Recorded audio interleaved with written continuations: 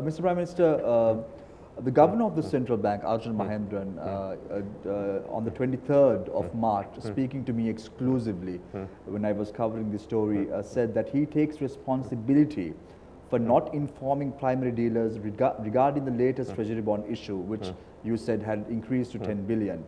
Now, this tantamounts to insider trading, isn't it? Because one primary dealer was privy to information which the other primary dealers were not. So hence, there is insider trading here, isn't it? At the look of it. No, that's the look of it. But the fact was that he had told me, that's what I said, we look in, he had told me only, I had sort of virtually said, all right, take whatever you can that night. And the transactions with the Bank of Ceylon had taken place earlier. And there was some evidence about the Bank of Ceylon, people knowing something and them having talked. The perpetual treasuries having discussed this with the Bank of Ceylon. So the trail was, we didn't really discuss the actual needs till Thursday morning at the meeting with the ministers and the governors. I was told on the night. So how was it that he had earlier? Was he had inside information from the governor, or was it information he got from someone else? So I said that's what we have to look at. That's Mr. Prime Minister, but he took responsibility for not informing primary dealers. He also said he didn't inform Monetary Board, that's right, for which the Commission found fault with him. Commission was originally of the view that it was the Monetary Board that had decided. I said no, overall policy belongs to the government. Within that, the Monetary Board has the independence to do so. Yeah, he said he took the decision to go in on the first day. I think many of the ministers asked, why are you doing it? Why are you waiting? Why don't you go in on the first day? So, Mr. Prime Minister, you are saying that the integrity of the former governor of the central bank was questioned, even by you at that time? No, I asked him at that time, and I put the Pitipana committee to see where it had occurred. So, this is what some of the people said, and it could not be, it had not been established what the source was. You have to establish the source, or it should at least show more than 50 to 60%. It could have been the governor. Mr. Prime Minister, John Exter, the founding governor of the Central Bank of Sri Lanka, says that he considers the appointment of the governor to the office of the governor should possess unquestioned integrity.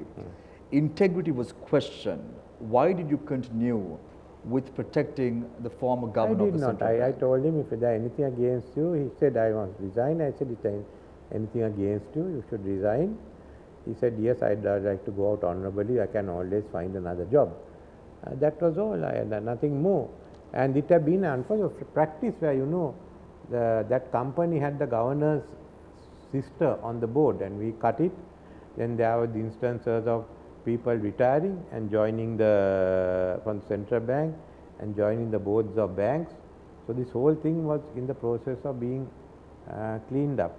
So but where it was for a grey area, whether it was him or any of the other employees, we wanted to ensure that something had happened. Certainly, he was in a situation, but I wanted it, or I also want to know whether there has been any impropriety or influence. Otherwise, we would have been blamed, saying that we sent a man in, he accepted his guilt and he has left. So it was the interest of us to establish whether Arjuna Mahendran was really involved in it, which case we had to take the total responsibility, even I.